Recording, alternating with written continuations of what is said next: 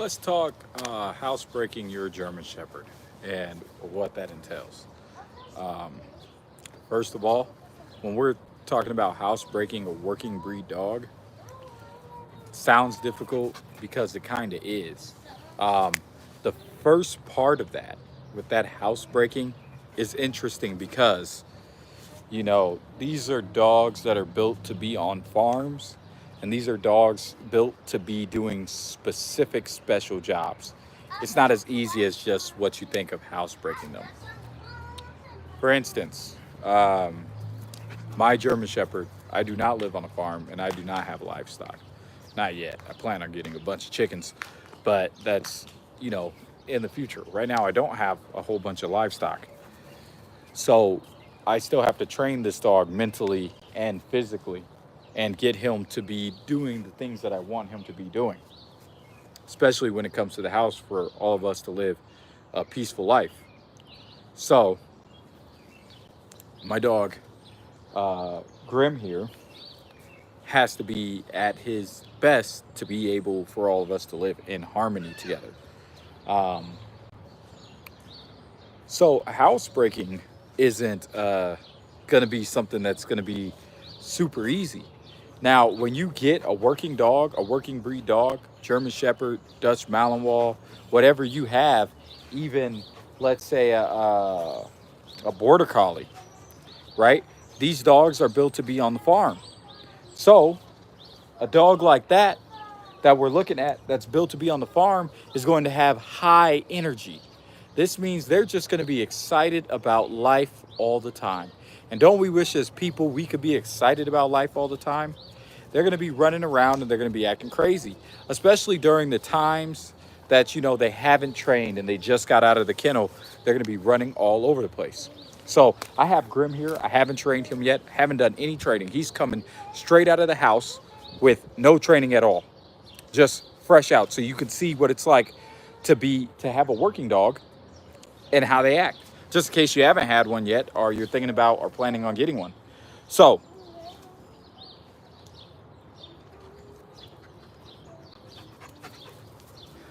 the aspect of breaking that working dog and getting them to do exactly what you want them to do in the house is a real far-fetched idea. You have to think about the breed standards.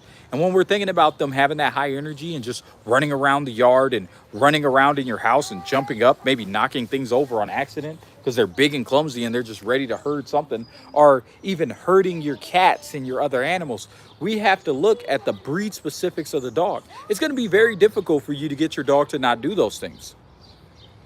You have a Border Collie, a German Shepherd, a Dutch Malinois, your cat is going to be a target. The best thing that you can do is make an area inside of your house where your cat's not going to be bothered by the dog all the time. And that's just the facts. I mean, trying to break my dog and tell him that he can't be the dog that he was built to be would be absolutely insane. It'd be insane for me to sit up there and tell my German Shepherd, oh, no, I don't want you to have high energy. Well, if that's the case, then, I shouldn't have bought a dog that was high energy. And that's truly just what it is. If I'm being, blatantly honest, you're going to come into contact with things that this dog is going to do that you're not going to like, but there's going to be a lot of things that you like. That's why it's perfect when you're looking for a certain specific dog for your family. It's good to go down a checklist and pick the type of things that you want from a dog before you actually go out and buy the dog. That way you know what you're getting into. A lot of these people on YouTube will go and buy a German Shepherd because they think that it makes them look good as trainers. And they do that. And they buy them, and it does make them look good as trainers. Let's be honest. It's an advanced breed for a reason. But it's advanced because they can memorize things quickly. But with that memorization of that information comes them memorizing things that they shouldn't do as well. So you have to be on them as puppies to know, like, okay, if I let him chew on this, he's probably going to be chewing on things in the house. So I have to prepare for that. Because if I don't prepare for that, and then later on down the road, I'm wondering why he's chewing up the entertainment center when I let him chew on the side of the wall in the house and destroy the foundation. You know, you have to understand those things. and they're high energy dogs. They're going to have a lot of energy. That means they're going to be running around the house trying to find something to do. And half of that finding something to do is usually something that they shouldn't be doing. Here's the mentality of German Shepherds and working breed dogs. I'm going to do something that I'm not supposed to do, and I'll worry about the consequences later. See, it doesn't matter if you sit up there and yell at a dog and fuss and fight at it. He doesn't truly understand what you're saying, but he does understand your emotions and the things that you're like feeling, but he doesn't truly understand it.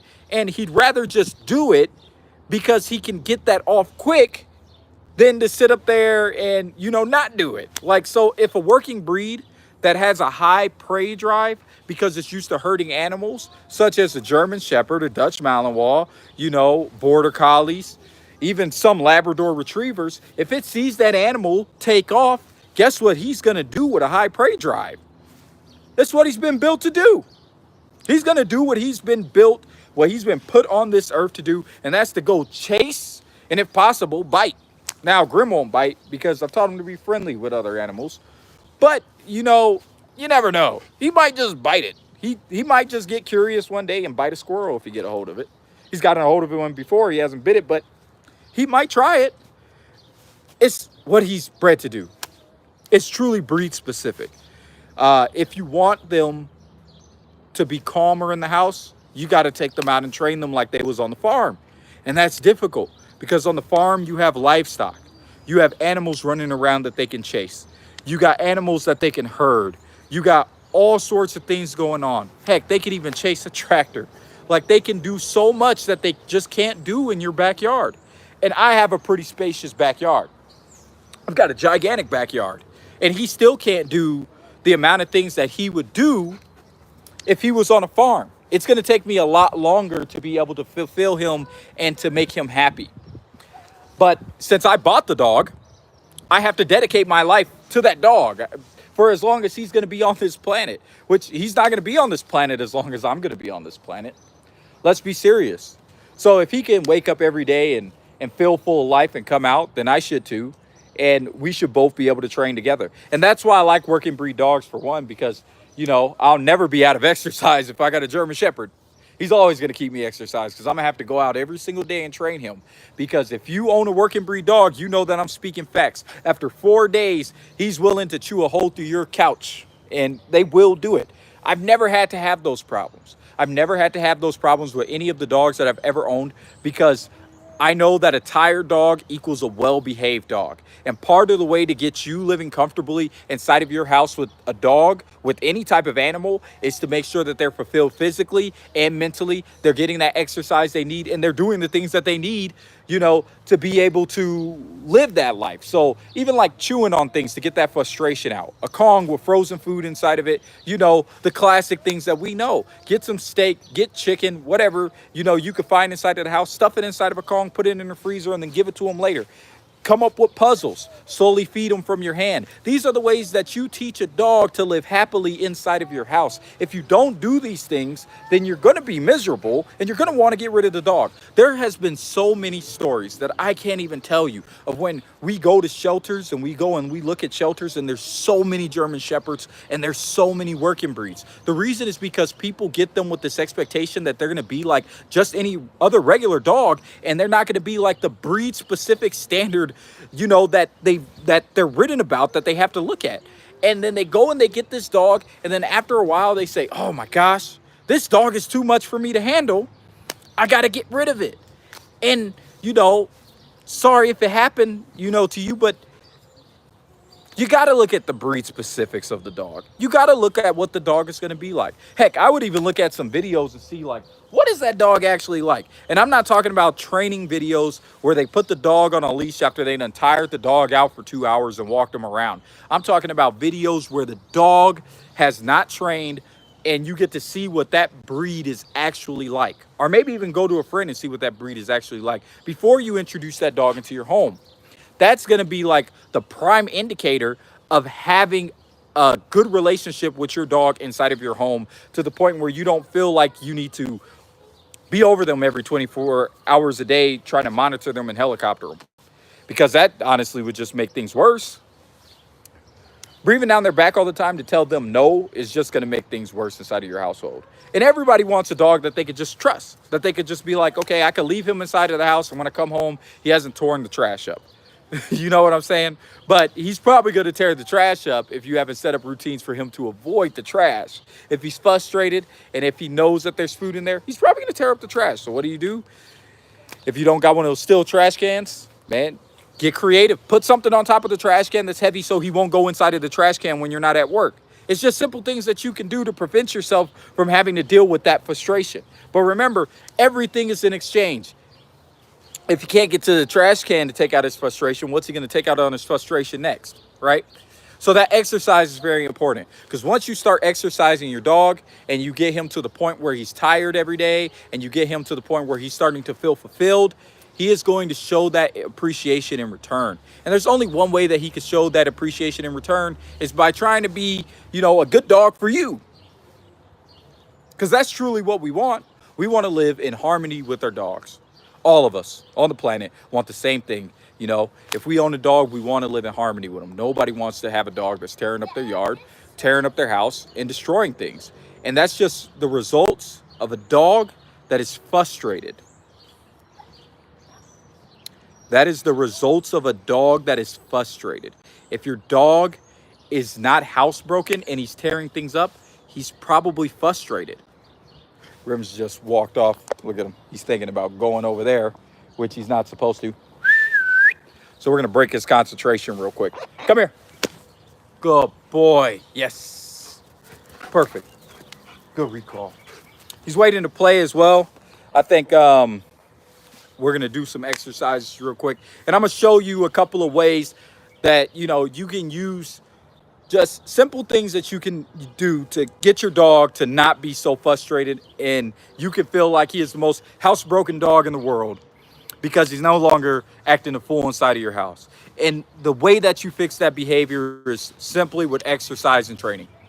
And I'm not just talking about telling the dog to sit and lay and do those commands. I'm talking about actual exercise, actually exercising the dog and making him work, actually picking specific things out with an end goal in mind and making him work on those things so that you can have the dog that you want to have.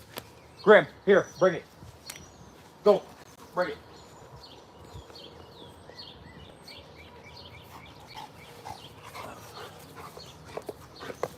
So I just started using this type of tug when I'm doing some of the exercises, physical exercises with my dog. I usually use a long rope, but this time I decided that I was gonna get this tire with this rope at the end of it.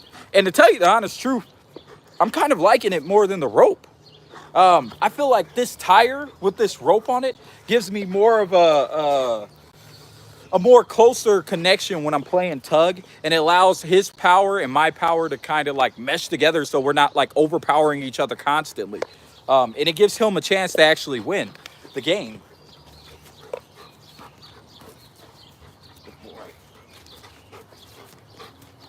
Yes. Now, tug is one of the best ways to get frustration out of your dog. The game of tug is literally him biting and pulling, and it's part of what he wants to do. We talked about the prey drive earlier, and tug is that part of the prey drive where he actually catches the animal. Now I have another toy that's out here that I'm going to show you that we use to stimulate that prey drive to get the dog running, and that's what's going to make him fulfilled and happy. Because what a dog has, when it comes to a prey drive, what they want to do is they want to chase. So we fulfill those things because that's what they were put on this earth to do. Yes. Get it. Good boy. Yes. Come on. Good boy. Dad, did you make this? Yeah, I made it. Good boy. You don't like it? You like the tire better? No, when I Yeah. Maybe you gotta sit in it all the way. You got your back on it. I can't. Kick your legs when you swing. Okay, there you go. That's how you swing. Yep. But if you keep going this way, Oh no. it Good boy. spins Out. around. Then I spin it Out. around so much. Good boy. Wait.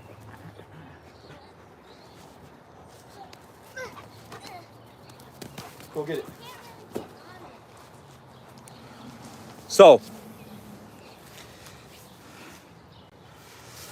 part of just getting that frustration out is exercise. Here. So we're gonna practice with another toy real quick. It's a toy that stimulates his prey drive. We're gonna keep him going with that, and he'll chase that toy, and you'll start to see how tired he gets and how much he actually loves that stimulation of that prey drive. Okay.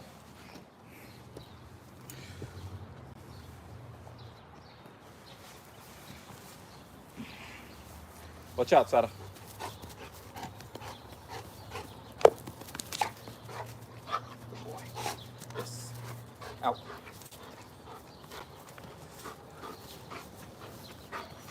Yes. Out. Drop. Let me see. Okay. Woo. He must have thought I wanted him to get it. Stop. Down. So it's a rope and it has a tug at the end. That's all it is. And we're gonna use this, we're gonna pull it around, and then he's gonna chase it and he's gonna get tired. And we'll do that for a little bit. Usually only takes me about 30 to 40 minutes to exercise him completely to get him as tired as he possibly can be. Lay. Good boy. Stay.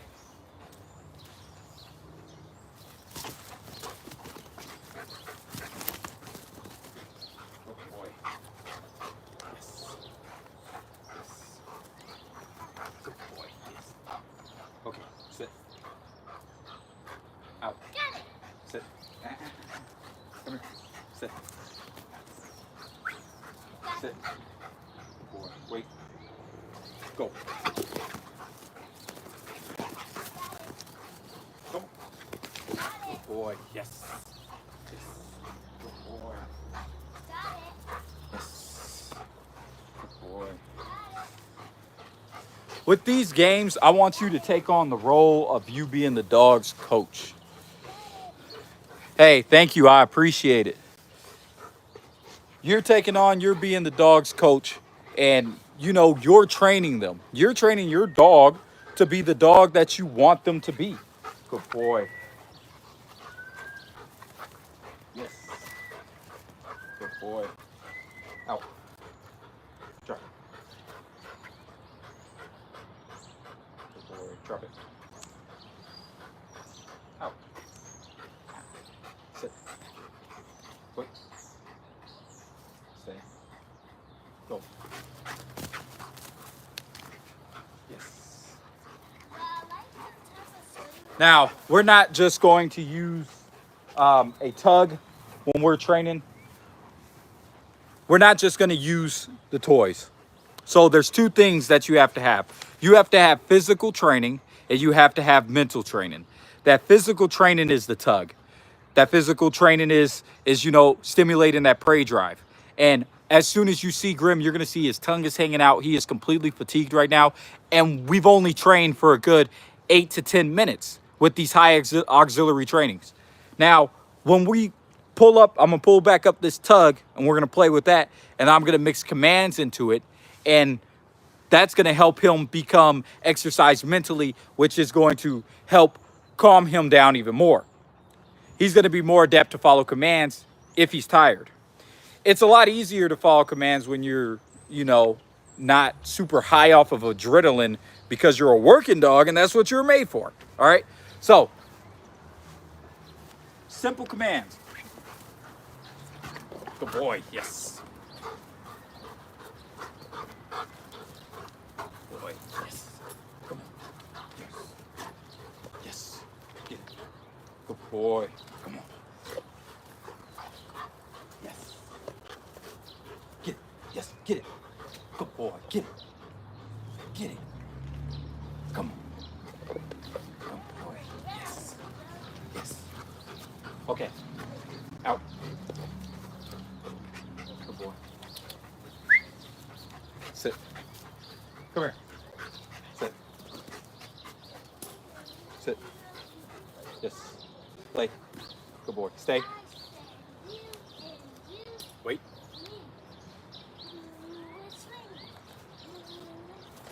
Alert. Alert. Like. Go. Come on. Good boy. Yes. Yes. Yes. Good boy. Yes. Good boy. Come on. Yes. Good boy. Good boy.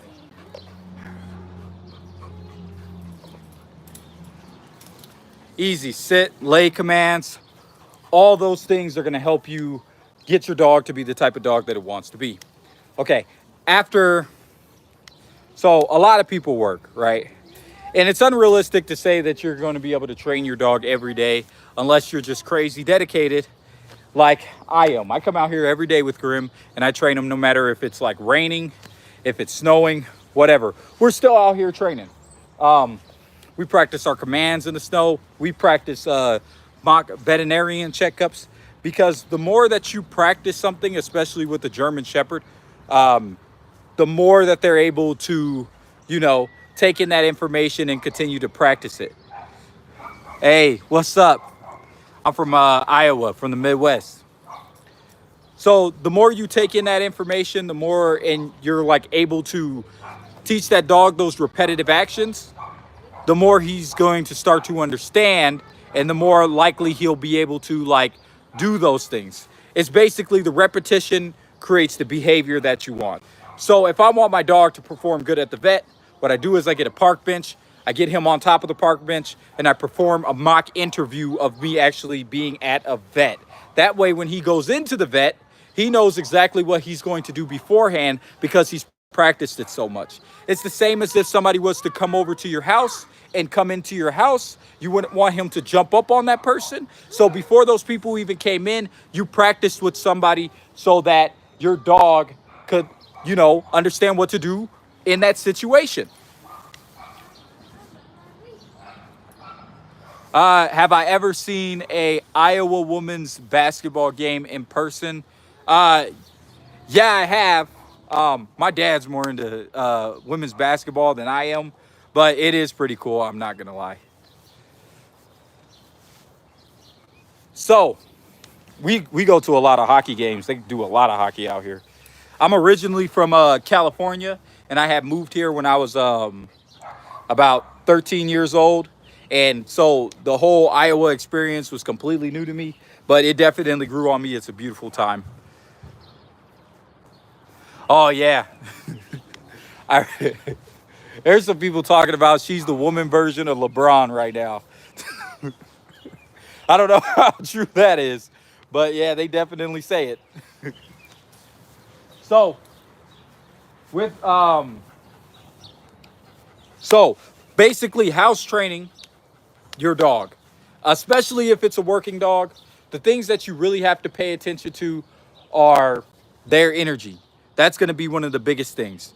If you're not attending to the dog's energy and you're not keeping the dog focused on what it's supposed to do, it's going to go and do things that it's not supposed to do. Especially if you leave the dog to go and do things that it's not supposed to do, like when it's tired. So we have this thing in the dog world where we put the dog in the kennel before we train it. You're supposed to put the dog in the kennel after you train it, right? And you could probably notice if you've ever put a tired dog inside of the kennel, they're more apt to just lay down and chill. But when the dog is not tired and goes into the kennel and has still got that adrenaline high going on, he's probably going to bark up a storm while they're inside of the kennel. And that's where you get the problems with anxiety. I feel like it's not necessarily the fact that you're gone. I feel like it's more of necessarily the fact that they have so much energy and their mind is able to race and think about things that they normally wouldn't have. That's why they tell you, you know, fill up a Kong toy, get the dog tired, then put him in the kennel and then feed him while he's inside of the kennel. That will alleviate a lot of the stress that you're going to have to deal with.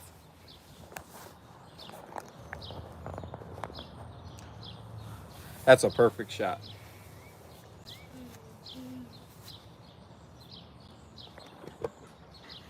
Just this right here, with 20 minutes of training, if you go back and you watch the beginning of the video, you can see how like crazy Grim was running around and doing, you know, all sorts of things.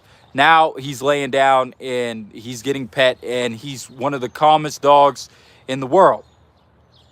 But it took the training to get him there. And to tell you the truth, when you're watching those videos of those expert dog trainers, that's exactly what they did. They tired their dog out before they shot the video so that their dog could walk around and look at them with their tongue hanging out the entire time. His name is Grim. His full name is Grimnir. It's Odin, the wearer of many masks.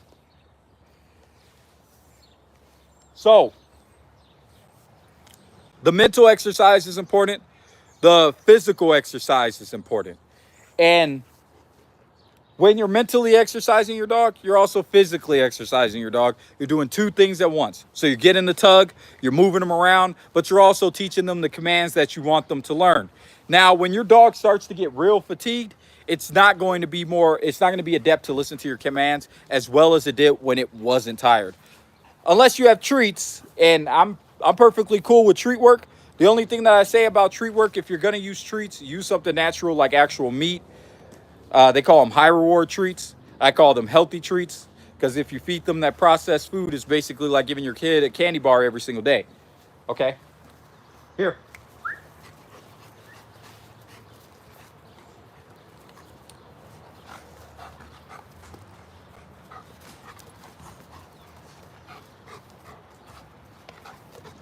Good boy.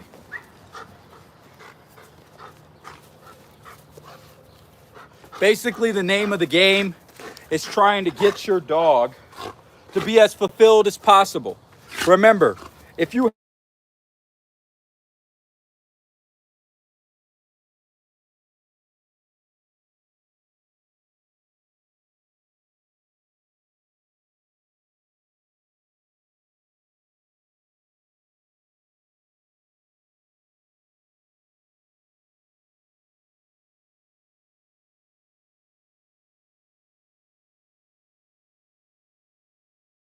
okay, so I don't have much time left, but it was great coming on here. I think I like these live streams. I think that I'm gonna start doing them at this time every day and try to, like, you know, schedule them accordingly. Basically what I was saying, because apparently the sound went out. So what I was saying was, a lot of these dogs that we have, especially in America, we don't have farms and we don't have livestock inside of our backyards, especially if we live in a city.